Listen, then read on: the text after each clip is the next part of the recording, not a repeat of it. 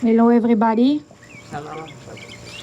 I'm Shir Zohar.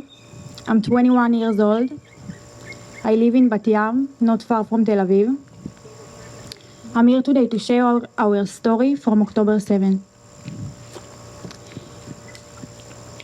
I hope this story will show you what hope, friendship, and heroism truly mean.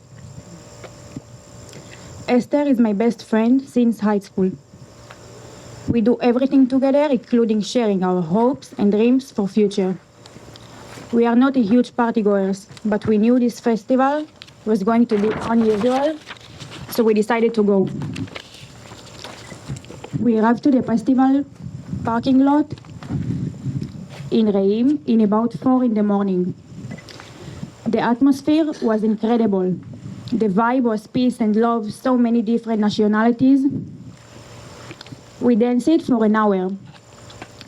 We realized the sun was about to come up, so we rushed back to the car to change our clothes to take the special sunrise photo, to catch the moment.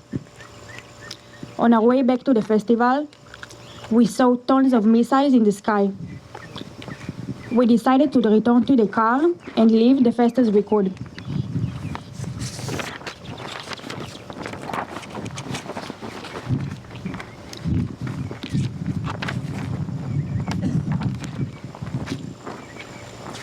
My friend was driving, Esther. After driving about 10 minutes, we saw 5 men in IDF uniforms, but also wearing Hamas headbands, blocking the road. Esther made a split decision to put her foot on the gas and race through them. The windshield been hit 6 times, 3 times directly where I sat, 3 times directly where Esther was sitting. The car filled with so much smoke we couldn't see a thing. I screamed at Esther, "Keep going." But the second she did, another car ran into us. Esther yelled at me, "Let's go out of the car." We later found out that was a faintball decision.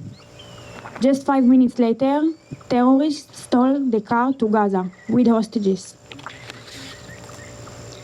We thought the danger was behind us, but we didn't realize how large the attack was going to be. We started walking down the highway and we saw a group of Arab workers bleeding on the road. They told us to stay there and hide with them. Esther said no way, there might be terrorists too. We kept walking until we saw 3 cars on a strange circle. Between those cars were a few boys who was trying to calm us down.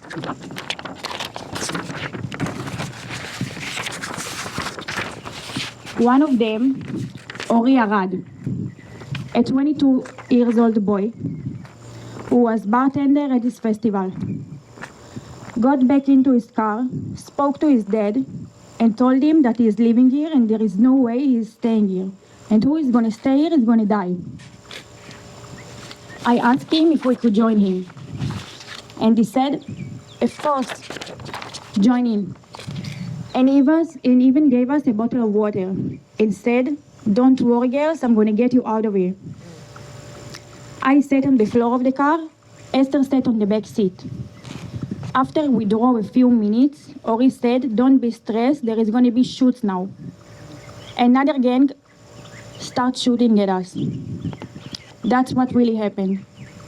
Ori ran over 2 terrorists, non-stop shooting all around us. Ori lost control of the car. We flipped over 3 times, landing in the ditch of the side of the road. I could see Esther's legs in front of me, and I pulled her back onto the seat. Looking on her head is all bleeding. I'm looking at Ori, and I see the shots through and through him, all the bullets. I didn't feel nothing. I just checked all over my body that I'm not bleeding too.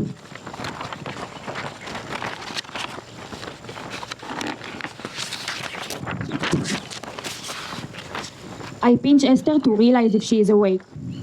After a few seconds later, I heard total chaos above us. On the road, at least 30 Arabs were screaming at each other, Esther woke up and she understood she can't make any noise.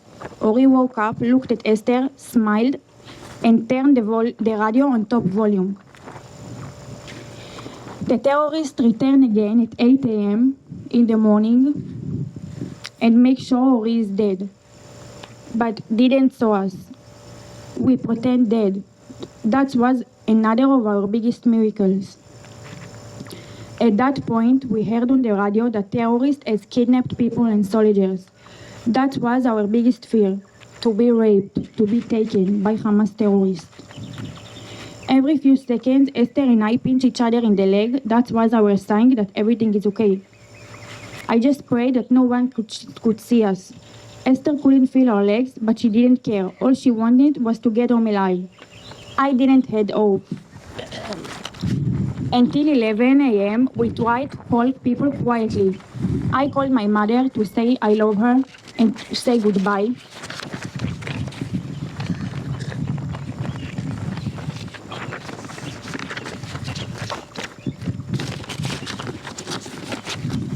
At 11:15, we finally heard voices in Hebrew. Esther lifted her head a little bit and she saw two police vans. Only later we find out those vans has been shot through and through and nobody was alive. But at the time it's made us feel protected. Esther could see the dried grass next to the ditch. We landed, catching fire. It took her 20 minutes to convince me to get out of the car. I got out of the car and started running until I saw a group of soldiers and collapsed on the ground. They took me to safety. After 5 minutes, I remembered that Esther is still in the car and I had to come back immediately. They didn't listen to me, but there is no way I would leave her there. I start shouting at them, "There is a live girl in this car and I know where she is." They took me back. I saw a lot of bodies and burning cars. I couldn't find her in this chaos. Esther's only option was to get out of the car, to roll out from the side near to the fire. She told herself that God is with her and if He saved her so far, she wouldn't get burned in the ditch either. And that's what really happened. She fell off the car and saw a few soldiers. They picked her up onto an army jeep. She told she wouldn't leave without me, just the same as I did.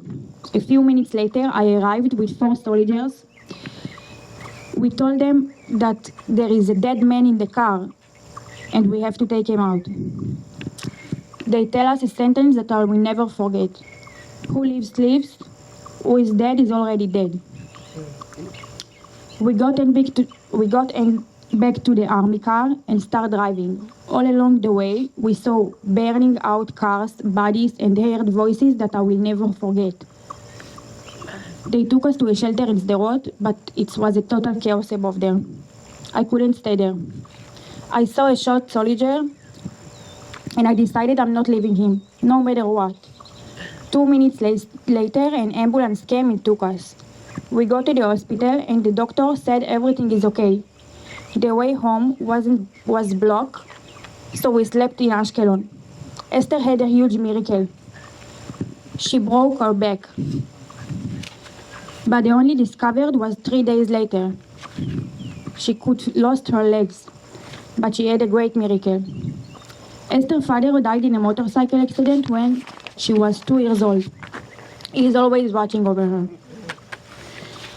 Both Esther and I trying to return to life, to understand that every day is a gift, and we're saved by crazy miracles. We discovered strength that we never knew we had until that moment. I thank God every day that I'm still here. I probably have something to do in this world. One of the things is to remember our hero, Ori Arad. We visit the family of our angel all the time. We would prefer to not have gotten to know each other by this situation, but they are the strongest and they are amazing people I've ever met. We need to keep alive the name of Ori Arad. That's my hero. Remember that name, Ori Arad. Because of him, I'm able to speak here today. Thank you.